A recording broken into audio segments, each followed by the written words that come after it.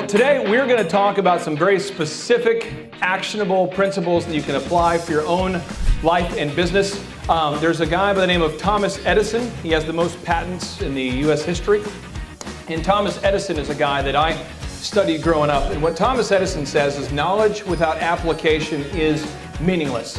So basically, if we come here today and we have some great food, and we have some great desserts, and we don't learn anything, maybe it's meaningless. He comes to you with basic principles being, it's really great if you learn all this stuff, if you take notes, if you read these books, maybe even his book, but you've got to put them in practice. Implementation is the real key to success, not just ideas. Does that make sense? He's alive, he makes everything come to real life, and the way he's able to incorporate the things that happen in his real life into what's going on in our world really made an impact on me. Without big, overwhelming, optimistic momentum. Big, overwhelming, optimistic momentum. If you approach every day with big, overwhelming, optimistic momentum, you can succeed. Okay? But if you approach every day with like, well, it probably won't work, then you're right. Benjamin Franklin says many people die at the age of 25 and aren't buried until the age of 75.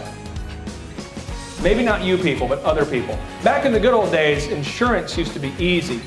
Now people, they just go online and just, what in the world? Back in the good old days, baseball used to be America's game. Deal with it. The world is changing, right?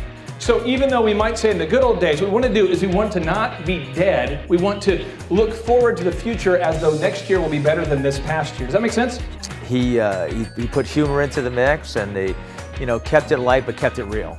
And that was, you really got to put it in those terms. Somebody in this room, there might only be one person in this room that needs to hear this, but one person in this room believes you're not worthy of success. But I want you to know you have to be too dumb or too numb to fail. Does that make sense?